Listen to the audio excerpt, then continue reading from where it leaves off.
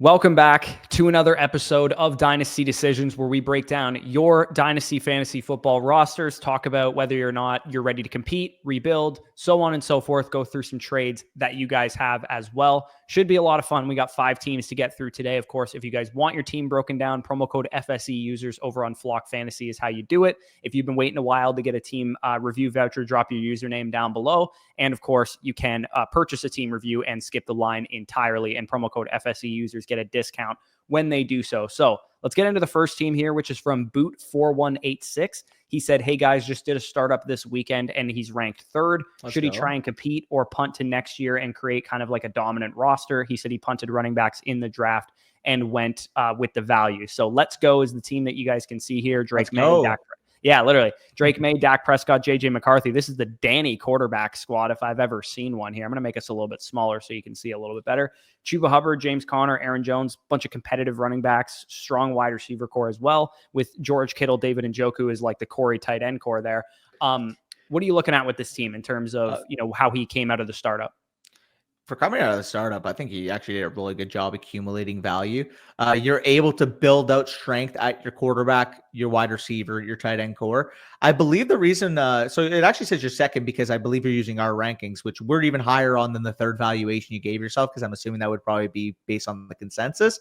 Yeah, I mean, the quarterback core, it says you're number 6 in the league, but I personally think there's a ton of upside with that core. You have, your sturdy veteran quarterback too there with Dak Prescott. You have your young youth upside quarterback there with JJ McCarthy, where to the point you can wait and see if JJ McCarthy accrues value throughout the year, knowing that you have a guy like Dak Prescott. It's almost like a free house money situation in the quarterback core where you have your quarterback 2 set, and you have your upside piece where if JJ McCarthy ends up being valued higher than Dak Prescott this time next year, you now have another trade liquidity piece that we can talk about in a second. Obviously, the wide receiver is strong. Not much to talk about there. Chase, Nakua, Adunze, Olave, Rice, Ayuk, etc. there coming out of a startup is phenomenal. And I mean, the fact that you're able to get Kittle and Njoku on top of having productive running backs, yeah, sure.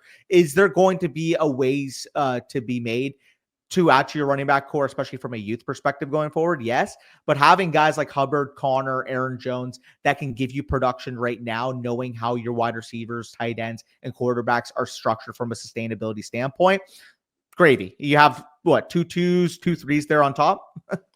Yeah, I mean, it's unfortunate that you don't have any 1s in 2025 or 2026. He also doesn't have a 2 in 26. But like when you think about what he came out of the draft with in terms of startup valuation, you got a first-round receiver in Jamar Chase. You got a guy who we have ranked at the 1-2 turn in Drake May. You have another guy probably ranked around the 1-2 turn there with Puka Nacua.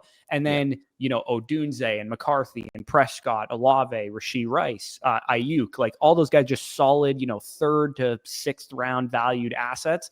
And you built out a lot of strong depth here. So what I'm imagining you probably did is like traded up really high to get another 3rd great asset, and then maybe traded down and collected some more mid-round picks, which was a strategy that a lot of us, like ourselves included, talked about doing a few years ago in Dynasty startup drafts, but it's kind of caught on to the point that nobody's really willing to give you that kind of liquidity to give you a 3 and a 5 for a second rounder anymore like they used to. But great job, man. I think you did a tremendous job. And I love how you kind of structured your running back problem here, which was, okay, I got dudes that can produce for me right away. And given the strength of this class, 210, 212, 303, 310, 402, 403, I would not be shocked if you get 2 long-term running backs at least out of that group.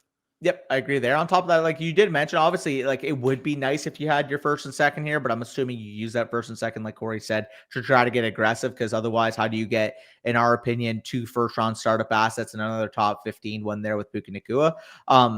The way I kind of look at it, though, is even if you were to take JJ McCarthy off this team, I still think this would be a very good team. And I think JJ McCarthy could supplement that 2026 1 and 2. So from a pure value perspective, from an asset management perspective, I think you have a ton of liquidity to be able to move with this team, because even though you don't have that pick liquidity, having a guy like JJ be your wild card, like you said, you hold him for now. If he gains a ton of value, who's to say he can't be worth 2+1s after the season? And then at that point, if you can move JJ McCarthy for 2+1s, attack maybe a franchise running back, plus you want to upgrade your tight end to maybe somebody that's younger. Maybe you attach one of those picks to George Kittle and get up to maybe Sam Laporta has a bounce back year or something like that. You know what I mean? Like there's opportunities with this team based on how you structure it to where you're going to get the production regardless, but there's also avenues to continue banking your liquidity. Yeah, no, exactly. I think you summed that up pretty well. I also, like I said, the running back core I just think was masterfully built, and I think Yes. the one thing that's going to factor in this year more so than other years, and we saw this a little bit last year too.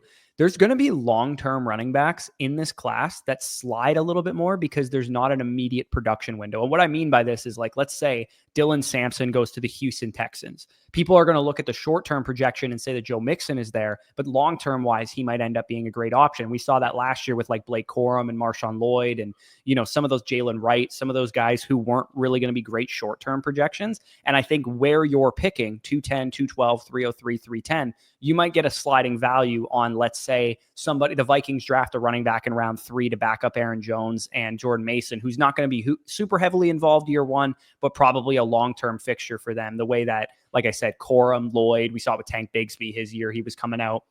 There's guys that gain value year 2, year 3, year 4 at running backs because of just the sheer volume that we have in this class and the fact that some of the other jobs are being locked down by guys in that 2017 running back class who are getting older. Yeah, 100%. But in terms of just the projection of this team, again, it is coming off of a startup. It's pretty clear. I think this team can absolutely win in year 1. I think in terms of just the quarterbacks alone, you have 2 guys at minimum that you can trust to be top 12, top 14 overall guys. And then you have another guy with JJ McCarthy, like we saw with Sam Darnold. Sam Darnold, he was what? 2nd or 3rd in the league in touchdown passes. Yeah, sure. Is JJ McCarthy, is that fair to expect that from him in year 1? Probably not. But I don't think either of us view Sam Darnold as, this forsaken elite talent. So if JJ McCarthy steps into the situation, even gives 80% of Sam Darnold's production from last year, that's almost a certainty that he'll go up in value this time next year. Yeah, absolutely. If he produces anywhere close to what Darnold did, he'll be like a 25 touchdowns, 10 picks, and he goes up. He'll be a top 7 to 10 startup quarterback probably with that. With the fact that he's only going to be 22 this year, and that surrounding cast to insulate him, the coaching staff to insulate him. So yeah, you're in a really good shape. Again, I'm really impressed that you built out like a competitive but still youthful build out of a startup, because that's really challenging to do both. Usually you sacrifice one for another.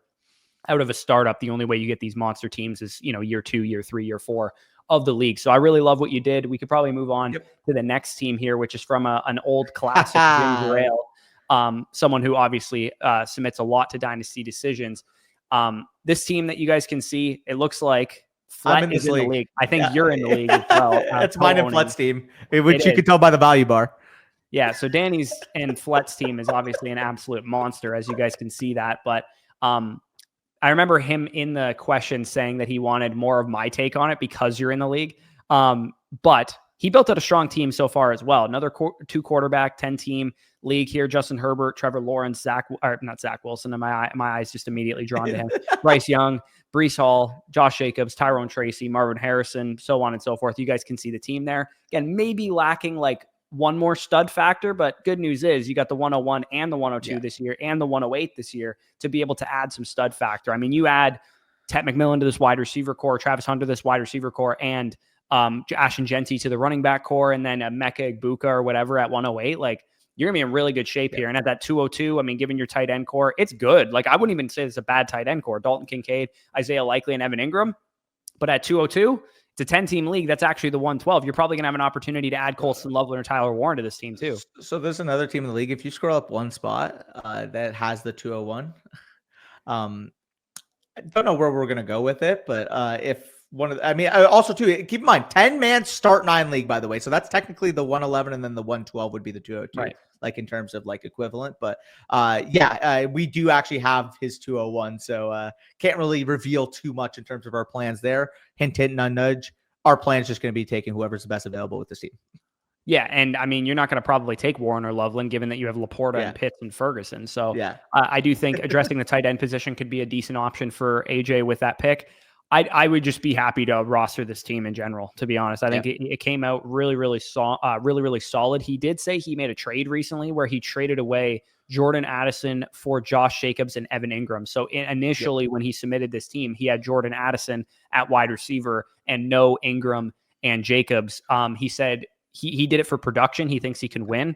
And honestly, a really good deal. Yeah, I think Jacobs and Addison, relatively speaking, are close enough in value that getting a nice throw-in piece at tight end, kind of a break glass in case Likely and Kincaid don't work out for you, gives you more flexibility. You're not like pigeonholed now into taking Warren or Loveland at 202 or whatever. You can kind of go BPA wherever. And I do have more context on this league. It is tough to get deals done unless you overpay usually, and running backs are hard to come by. It's a league, again, keep in mind, myself and Flet are sharing that team that you guys saw earlier.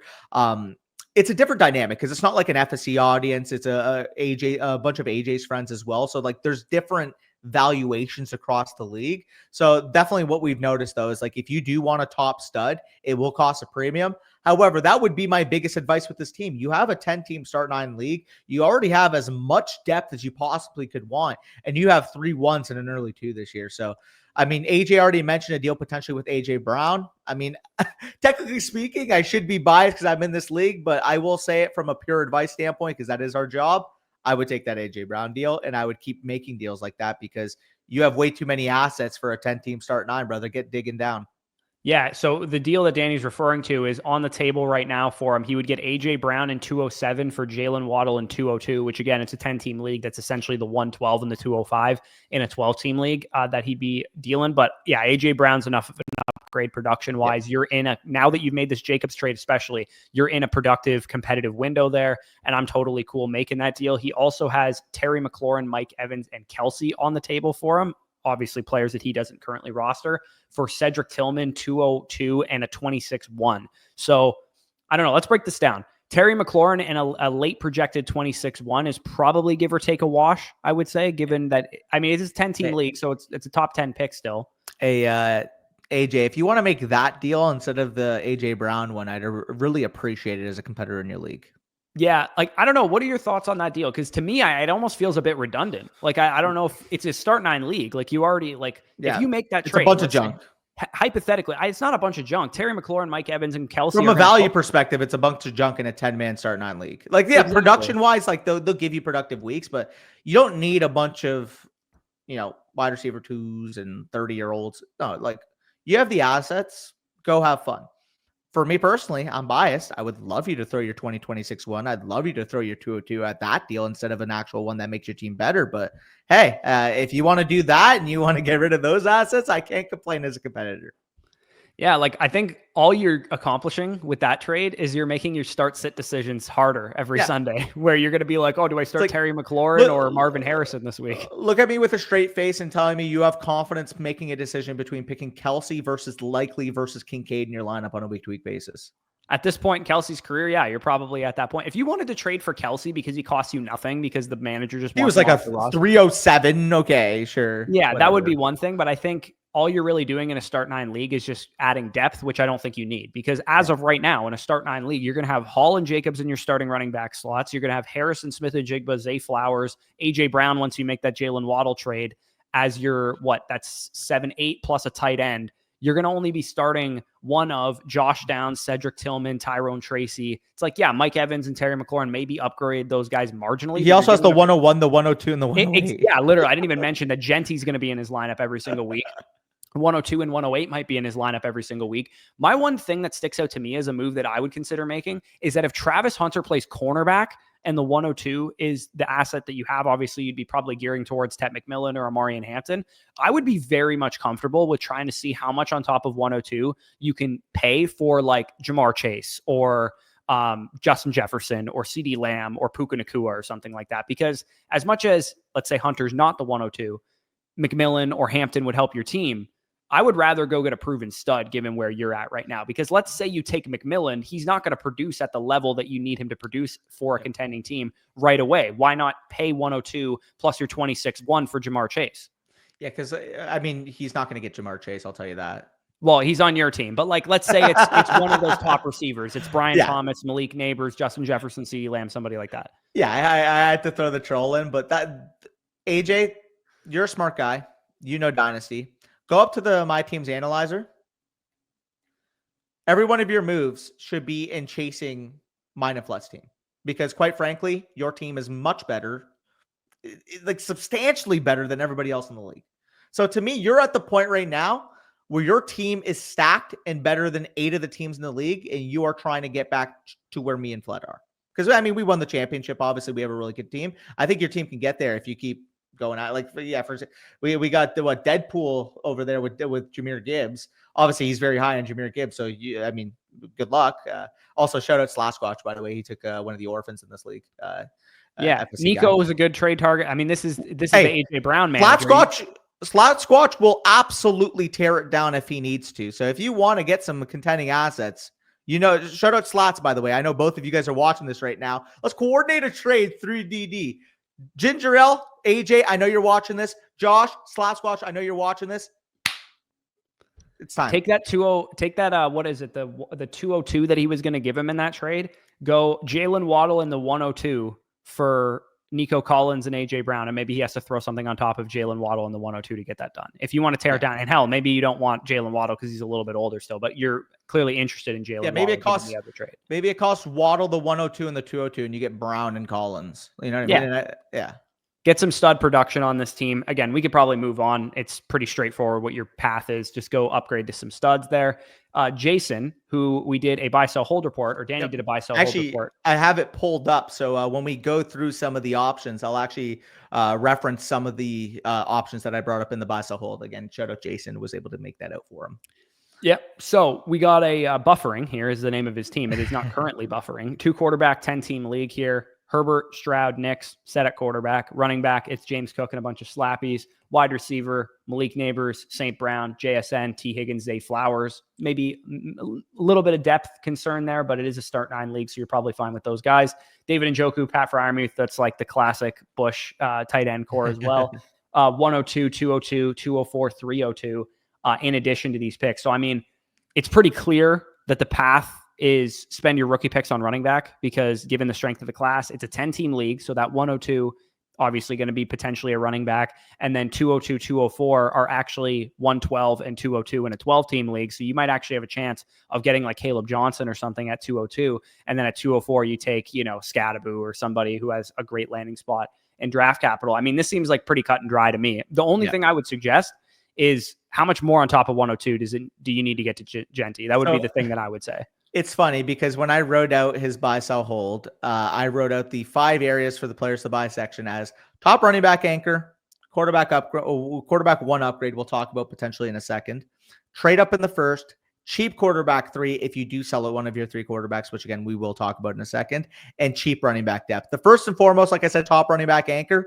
The first deal I have outlined here is, can you move the 102 plus the 204 to get Ashton Genty and get the 101? I'd be willing to even overpay a little bit if it costs the 204 to make sure that got done. I'm going to see who has Genty. I hate Eric.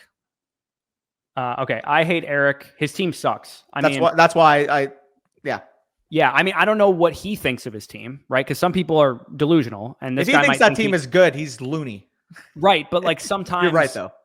It changes your trade strategy because if he thinks his team is good, you could actually get to Genty using competitive assets instead of draft picks. Because if he's like, oh, I'm Jacoby Myers 102 and the 204 away from competing or something like that, then obviously make that happen. But I would be willing to give him, given the strength of your team, I would be willing to give him 102 plus my 26-1 for 101 and a piece back. Like maybe he'll give you Tracy back.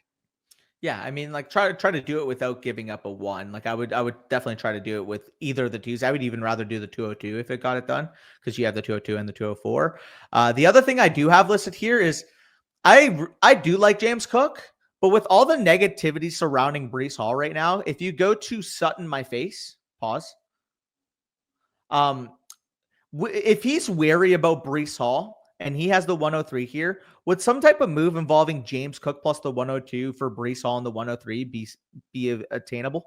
Oh, yeah, that would probably value-wise almost align perfectly with what the market probably thinks of Breece Hall versus James Cook right now. So I think that would make a lot of sense if you wanted to go after Breece. Like, I don't know if you guys are following like Dynasty Twitter or whatever. The whole thing that Danny's referencing is that like the Jets have come out and said they want to use more of a committee, and people are mocking Ashton Genty to the Jets at number 7 and saying Breece will get traded. Breece Hall himself had to react to the situation with like a weird ass like guy like having a cigarette in his mouth, being like, "What the hell's going on here?" So I would say Breece Hall, the fantasy community is obviously higher on him than the NFL community is, but like I think in this instance the fantasy community is correct. Like just a year ago we all agreed this guy was a top 3 to 5 talent in the league. Yeah, 100%. So we mentioned obviously the number 1 priority is the running back position. If you can make a move for Ashton Genty and then also be able to transition the Cook 102 for Hall 103. Obviously, again, if you move the 102 in the Ashton Genty deal, that's kind of a moot deal. But regardless, so even if the 102 is not available, can you move James Cook plus basically for Breece Hall is the premise of that situation.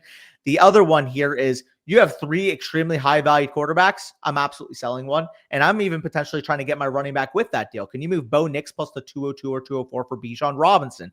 Can you move, I have another one listed here, Herbert, Flowers, the 202 and the 204 for Chase and Jacobs, if you check Chubby Chasing's team? Where is he? Chubby Chasing, number 6, I believe. No, he might have changed his team name. Number 5. There we go. Yeah, so he's got like a young nucleus here, and looks like he's got a ton of picks built up. So the mock trade that I had listed here, like I said, was Herbert, Flowers, 202 and 204 for Chase and Jacobs. Like, do you think something like that would be attainable, knowing that he needs a quarterback he feels very, very confident moving forward? I like Caleb Williams. I like Bryce Young, but I would prefer Bryce Young be my number 3 in that situation if I'm a young team. Yeah, I would say it's going to depend on what this guy thinks of his own team, because if he thinks he can compete, and honestly, looking at his team, I think he can still. Yeah. Even he just got so many picks. It looks like he was retooling. That's why I pointed that out. Right. If he thinks he can compete, though, or if he doesn't think he competes, sorry, I would definitely aim to go after Jacobs and Kamara as well, just because those guys are competitive running backs that you can kind of make work. This Django Unchained guy, I mean, A-Chain guy, he already has like quarterbacks, but I would definitely inquire about some of his RBs with Gibbs, with an A-Chan there, because you have, like, I would sell the 102 straight up for Devon A-Chan if I could. And that's not bad. I just think there's easier avenues using the quarterbacks to get your running back here. Like I said, the Bo Nix for the 202 plus a 202 for Bijan. Check JJ's Disciples real quick. I believe they were number 6. So they would need they don't necessarily need a quarterback, but if they wanted to get younger and they wanted to move Darnold, that would be an option. The other one was Pickin' Cotton Fields. Cotton Fields.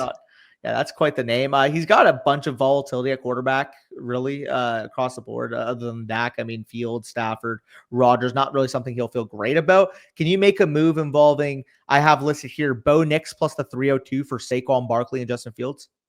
Yeah. I think trying to get Fields and a running back off of him, it would definitely make some sense. Knowing that you have Nick, Stroud, and Herbert, who are not going to be like super volatile. For me, I actually lean towards selling Herbert of the 3 quarterbacks because Herbert had, I would actually venture a guess to say he might have the worst production value of the 3 of them. It's funny you mentioned that, because I actually had a couple Herbert deals involving Flowers, like I said, obviously the other one, but specifically, if you wanted to, let's just say you sold one of your quarterbacks. So you had 2 of those guys left, Herbert, Stroud, Nix. You had 2 of those guys left, and you wanted to use one of the other remaining 2 that you had to upgrade. Could you get a deal involving Burrow? Could you pay up for a Josh Allen? Like, I'd be looking towards that. The deal that I have listed for Allen, I mentioned the Chase and Jacobs deal. Instead of getting Chase and Jacobs, I'd also be willing to throw that same package, Herbert, Stroud, Flowers, 202, 204, if you can get Josh Allen. Yeah, and I mean, here's the other thing. All else fails, you could just take Amari and Hampton 102, 202, you take, Caleb Johnson slides there because it's a 10-team league, and 204, you take Cam Scatterbo, and you're off and ready to go to try and compete this year. Like, worst case scenario, you could compete with the team as it currently sits. Maybe Herbert plus JSN, would that get you anywhere close to Jaden Daniels too? Like, I would look something like that. Really, there's so many options on this team because of how well you built it out that, again, you will obviously see on your buy, sell, hold report. But the only ones I'm fully intent on keeping, you're not selling Malik Neighbors giving your team. You're not selling Amon St. Brown giving your team. You're not selling 2 of the 3 quarterbacks unless one of if you keep 2 and you can use one of them to upgrade, that would be the only way I would sell 2 of the 3. You're not selling T. Higgins, especially if you trade Flowers and JSN specifically. I think their market value, given their youth, plus I wouldn't sell any of them, to be honest. He's in more of a competing window. That's fair. And then David Njoku, just because I think in terms of where his value is at on the market versus his production value, again, David Njoku, he's perpetually undervalued every single friggin' year. 12 plus PPR points per game and 2 top 5 seasons the last few years. Yeah, and he's tight end 10 in fucking keep trade cut value right now. Quarterback upgrade this offseason potentially. I really don't know why David Njoku isn't valued higher. He's always my target in every single startup that I'm in, because I'm why the hell would I take, Sam Laporta in round 3 when I could take David Njoku in the 10th? Yep. Oh, and this is the other added context I did want to have on the buy, sell, hold report. And obviously we can move on after this because I think this is the last main point is once you do trade away one of your 3 and maybe use the other one to upgrade, if you do want a cheap quarterback 3, like your Matthew Stafford type, your Derek Carr type, it may be tough because it is a 10-man league. I ideally wouldn't want to throw the 302. I would want to do it with the 402. But if you had to throw the 302 at a quarterback 3 because you gained your value elsewhere, set as like diminishing down your quarterback position, I'd be perfectly fine throwing a 302 in for a Matthew Stafford. You know what I mean? Yeah. The whole thing I would say about the entire quarterback discussion is that in a 10-team superflex, the quarterback position is going to be less of a priority unless you don't have 2. Like that one team that only had Dak Prescott is probably the only motivated buyer you're going to find. Anybody that has 2 decent quarterbacks already is probably not really worried about their quarterback 3, which is why it kind of sucks that you have 3 really solid quarterbacks. It might be a little bit harder to upgrade. But then again, you could probably get it done regardless. So let's move back to Devo's team here. Yes, sir. It's flocked up. Is it the same league? Believe so. No, it's flocked up. It's I mean, he's in the league with us. Yeah, this is okay. So Danny and I are both in this league. So this is obviously fun. He said, I already have a pretty solid idea of what I want to do. Curious to see if your guys' opinions will line up with mine, especially considering you are both in the league. So 2 quarterback, 12 team start 11, a little bit of a deeper starting lineup, 1 point tight end premium. Danny and I are both in the top 4 teams. Flett and Jared, of course, classic FSE listeners, are just ahead of Devo's team here. So I believe, correct me if I'm wrong, but I think Devo made it pretty far last year. I think he ended up. He either made the finals or the semis. I think he beat me in the first round. Yeah, let me take a look. He beat somebody. I can't remember, but he has a good looking team here. The questions that he has, like I said, are basically just like he has a pretty solid idea of what he wants to do. Just curious to see what we think about his team evaluation. So quarterback wise, you got Lawrence, McCarthy, Fields. He lost to you in the 5th place game. Right. But both of us got out in the first round then, but just by separate people. Yeah. So I actually beat him in round 1 and you lost to Jace Plant. Right. Okay. So team is set here. As you can see, decent quarterbacks, but a little bit sketchy in terms of, what they represent from a long-term perspective. Achane and Bucky, obviously really solid options there. Chase, Smith and Jigba, Garrett Wilson, Jordan Addison, but lacking depth at the wide receiver position, tight end wise. Not a great option, really. Cade Otton probably got you through last season, but you could definitely use some help there. I would imagine his plan, given that he has 107, 110, and 111 this year, is he's looking to add depth across the board, whether it's a stud tight end option. It's a 1 tight end premium. I don't think he's going to be probably thinking twice about adding a tight end to this team, given that he has 110 and 111. It's a full tight end premium. You can add Tyler Warren to this team or add Colston Loveland to this team, no problem. And then with your other 2 first-round picks, you're probably, I'd love to add, Luther Burden, Emeka Egbuka, Matthew Golden, or maybe a Travion Henderson, Quinshon Judkins, Caleb Johnson. Yeah, I mean, I think you've put yourself in a really good spot. Now, obviously, again, there is some uncertainty, some question marks about your quarterback position. But, I mean, aside from that, you went cheap at tight end. You're able to hit on a cheap one last year that gave you a good amount of production with Cade Otton. And on top of that, again, I'm not saying you have to use your 111 on a tight end, but you do have the option where if you wanted to add another one. I would, given the strength of the prospects that you got, I would do it. Yeah. Again, but the fact that you do have an Otton, if you just had Kmet down, you would have to make that pick, but you do have a little bit more flexibility knowing that is Cade Otton going to be what he was last year? Probably not, but could he still be a top 12 to 14 tight end in fantasy? More than likely. I mean, your wide receivers are already in a really good spot. Again, it is a start 11 team, so maybe you do look to add one there because in an odd bye week, an odd injury situation, maybe you don't want a Mims and Austin, a Hyatt entering your line. You definitely don't want a Hyatt entering your lineup. That's for damn sure. A running back too. Like you built a team to the point where you don't have any real pressing need, I would say, outside of a young tight end for the future and your quarterbacks to hit. And because you have 3 picks, you have basically the luxury of just adding value to the squad. I'm sure he's debating if Shedeur is on the board with top 5 to 10 draft capital. Should he pick him 107, 110, or 111? That would be probably a realistic thing that's going to happen. If you're on the board 107 and Shedeur went 3rd overall to the Giants, are you going to take Shedeur at 107 to shore up your quarterback core? Or are you just going to take, Emeka Egbuka, Luther Burden, or Travion Henderson, Quinshon Judkins? To me, I would bypass the quarterback and kind of hope for the best with JJ McCarthy, Trevor Lawrence, and Justin Fields. And if you had to, you could probably trade for stopgap option or a bridge option during the season. I don't know. For me, that's probably what I would do. But it wouldn't shock me if Devo is thinking, I intend to spend one of these picks on Shedeur Sanders. It wouldn't shock me if that's what he's thinking. I just personally would go in the direction of adding, let's say, one wide receiver, one running back, and a tight end in the rookie draft. Yeah, and I could give you my input for free. I don't have my 2026 picks. I actually dealt them in the startup. That's why, I'm number 2 right now.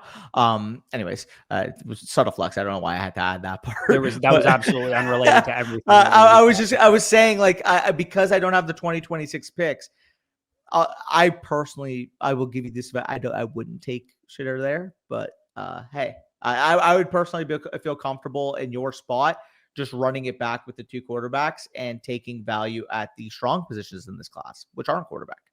Yeah. Like walking out of this rookie draft at 107, you grab Travion Henderson. At 110, you grab Luther Burden or Matthew Golden or something.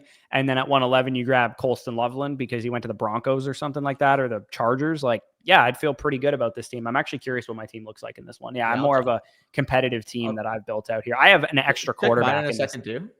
What's up? Check mine in a second too. I already looked at yours. I don't have my one next year, and I don't have any ones this year. That's the problem with my team, is that I have an extra quarterback asset that I kind of need to move off of, because I have shitty tight ends because I refuse to address this position in startups. And I managed to hit on all of my quarterbacks pretty much. I remember last year was such a headache deciding who to start between these guys because they were always like QB 6 to 12 in my weekly rankings. Knicks, Love, Mayfield, and Tua were always in the same range for me. So I think bad start-sit decisions was what ended up doing me in the playoffs. Yeah, and so I actually had Rashee Rice initially, but as you guys can see, I am pretty good at wide receiver. So I ended up making that move last year to go get Chase Brown. I'm weak at running back outside of Brown, but I also have guys that I know will at least have roles: Pacheco, Warren, Swift, potentially, whether it's with the Bears or whether you could get nuked on all of those guys, though. I could.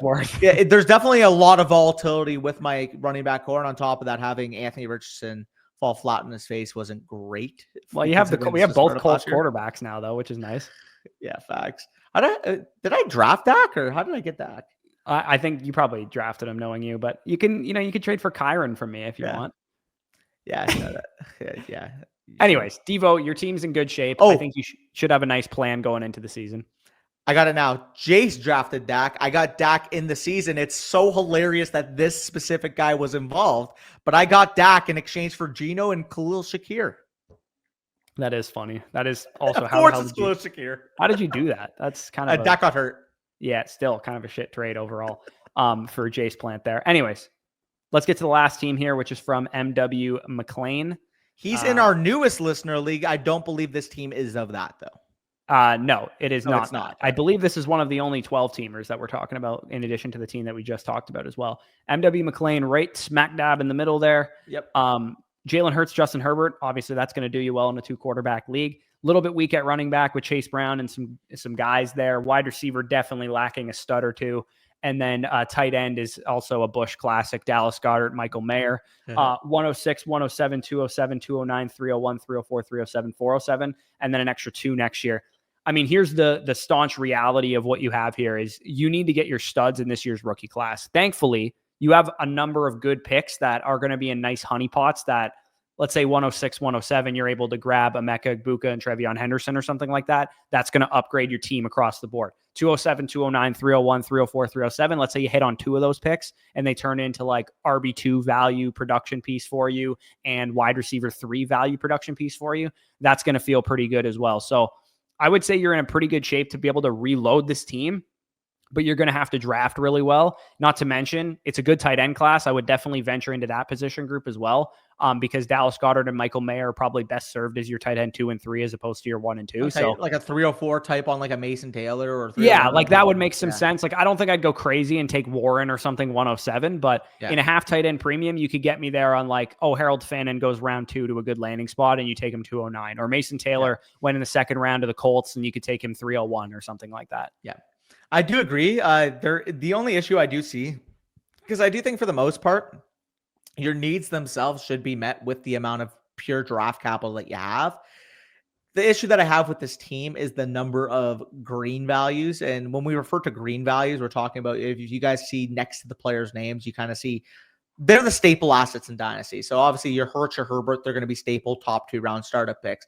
McConkey, I would say, is just right on the edge of that. I personally would have him right about that range, but he's more like a Drake London type where he's a second-tier Dynasty asset. You know, your Nico Collins, your Amon St. Brown, up to even your CeeDee Lamb, Jamar Chase, they would kind of be your tier 1 to tier 2 wide receiver. Lad would just be on the outside looking in. So really when I'm looking at this in terms of just pure like high-end franchise cornerstone assets, you have 2 on the team right now. So you would need a Luther Burden to at least be a 1B2 Lad McConkey if he develops. You would basically need a Trevion Henderson in the second round to develop into a top 5 running back. I see paths to this team eventually ending up higher than the number 6 valuation because it's not like you structure the team bad. You have a ton of assets. You have a ton of liquidity to be able to keep adding to it. You just, like Corey said, need to hit on a home run to the point where, oh shit, you got this year's Brian Thomas Jr. and he went from the wide receiver 24 in Dynasty to the wide receiver 4 in a season. Yeah, I mean? Exactly. You gotta hit a couple home runs here and also a couple singles and doubles. Because like, let's say this was last year and you walked out of the class with, you know, you hit on the Brian Thomas of this class. Let's say Emeka Egbuka is just a monster and he gets into the NFL and he's a top 7 Dynasty wide receiver this time next year. You hit on Trevion Henderson, who becomes the next Jahmyr Gibbs, and he's like running back 3 in Dynasty after the season is done. And then at like 209, you manage to hit on a tight end. And then at 301, you hit on like this year's Bucky Irving or Tyrone Tracy. This team's going to be looking a lot better a year from now, but you are a very good draft class away from being even remotely close to competitive. So keep that in mind. You know, try and get more bites at the apple if you can. Like if you're on the board at 107 and someone's willing to give you 110 and 201, trade down, collect the picks because you're going to be in a position then to hit more bites of the apple and potentially land on more, elite caliber assets because you are definitely lacking in that area. Yeah, I think what more so what Corey's saying too is, especially from 107 to 110, the class is comparable to the point where if you have another dart at the 201 to add a high leverage piece, that'd probably be in your best interest. Like it'd be different. It's like if you had the 101, it's like if you had the 101, obviously you just take Ashton Genty, you know what I mean? Or if you had the 102, you take one of the elite wide receivers. But because you're in a kind of a range where the board is, I don't want to say flat because I definitely do obviously prefer the 107 to the 110. But if the difference is, let's just say, I mean, for example, I would have Luther Burden ranked higher than the 107, but maybe in some leagues he's somebody's 110. Like, who knows? This is the type of draft class where even though I have personal conviction on some of my own rankings, the market is kind of across the board in a lot of these guys. Yeah, let me ask you this, because I think this is an interesting philosophical question. With a team like this, where you kind of just need to hit on your picks, are you more or less likely to, let's say, 106 on the board? We don't know if Travis Hunter's playing full-time wide receiver, part-time wide receiver, full-time cornerback, whatever. Are you more likely to take the risk that he plays a lot at wide receiver because Hunter is the type of asset that could, become a top 6 or a top 8 Dynasty wide receiver? Or are you more likely to lean towards, say, Emeka Egbuka, who is probably just going to be a hit no matter what, but maybe doesn't ever become a top 5 Dynasty receiver? So obviously the start 11 would start to be the decision point. If you're in a start 9 or a start 10, you take ceiling above everything else, and Travis Hunter would have that ceiling because, quite frankly, in a start 9, start 10, not enough players actually matter to the point where passing on one that could be not only mattering, but potentially the most important wide receiver in the NFL. I'd be willing to do that. Start 11, you do get a little bit dicey because there is a little bit more depth involved. Personally, though, considering your number 6 in valuation, if you fell to number 9 because you missed on Travis Hunter, so be it. If you hit on Travis Hunter at the 106, you can get into the top 3. That's how I view it. Yeah, I view it as like if you take that risk at 107, let's say, and Travis Hunter you make that pick not knowing if he's going to play full-time wide receiver, cornerback, or whatever. Maybe at the 207, 209, you aim for some more base hits and doubles. Like Devin Neals and Scott. Yeah, Devin Neals or Damian Martinez, somebody like that, where you feel pretty confident that they're going to be contributing Dynasty assets for you. So again, I think we've talked about this from like a redraft angle, that if you take a big risk, in the first round, maybe you want to be a little bit safer around 2-3 kind of thing. It kind of applies to Dynasty rookie drafts as well, especially given that your roster has a couple pretty stable assets, but for the most part is a lot of risky and up in the air assets. You might need to be willing to take a risk to be able to get, a superstar, this year's Brian Thomas caliber ascension of an asset. Yeah. And for what it's worth, even of the red guys that you have listed in your depth, Jalen McMillan's going to be semi-useful, and Calvin Ridley and Juwan Jennings. And obviously Adonai Mitchell isn't there yet, but he's got upside. And Wan'Dale Robinson from a PPR lens. Sure, they're probably going to restructure the offense. I don't see how you give Wan'Dale Robinson 7 yards per touch 70 or 80 times a year, but I mean, he at least has had a role and he's commanded volume in the past. DeMar Douglas, I don't really know what to make because I don't think he's going to be anything more than the wide receiver 3 there when they are ready to compete. But regardless, you have guys that you can throw into your lineup. So my main emphasis at this point would be seeing, okay, if I have a bunch of just depth options that can fill in a start 11, now let's get my hammers. Now let's get my guys that can score 17, 18, 19, maybe even 22 plus points per game. If you have a guy like Travis Hunter and he scores 22 plus points per game, like I said, valuation, you're going to be a top 3 team in your league at that point. Yeah, you got to hit on the hammers, which is easier said than done. But if you're able to walk out of last year's class with Brock Bowers and Brian Thomas Jr. and, Malik Neighbors, like you got a bunch of hammers from last year's class. And maybe you took Bucky Irving in the 4th round or something. Like you just made your team super, super good, super, super fast. So easier said than done. But this year you're going to need to really hit on a couple of your late round picks too. It's so funny that you mentioned those 3 specific names. Brian Thomas Jr., Malik Neighbors, Brock Bowers, because the team we just talked about with Devo, they are all on my flocked up team. Yep. That's, how it goes when you collect a lot of rookie picks. And yes, sir. Usually we talk about this all the time, but me and Danny, every time we do a startup, we're never doing the same strategy. It seems like if I'm rebuilding, it gets redundant if we do. It's just because the way that the board flows, it's like, we both kind of make our decision of what to do based on what's going on in the room. And if there's a bunch of competitive teams, I'll usually rebuild. If there's a bunch of rebuilding teams, maybe you went competitive or whatever. That's just kind of, It's like almost an inverse correlation relationship. You and I are never competing at the same time, unless it's like the Tone Setters League where we've both been competitive for a number of years. We both won the last 2 years. Yeah, exactly. So anyways, we are rambling at this point in the video, but shout out to everybody who submitted a team. Appreciate you guys for tuning in. Again, if you guys do want a team broken down in a future video, head on over to flockfantasy.com. Make sure to use the promo code FSE. I have to repeat this every time, but if you did use promo code domain or flock or land, unfortunately, we cannot grant you vouchers. It's part of, supporting us versus the other creators. It's a benefit that you guys got to make. Hey, listen, exactly. the site has as much value as it does on it. And of course, if you are using a different code, you still get access to our rankings. Just likewise, if you use our code, you get access to other rankings on the site from other creators. But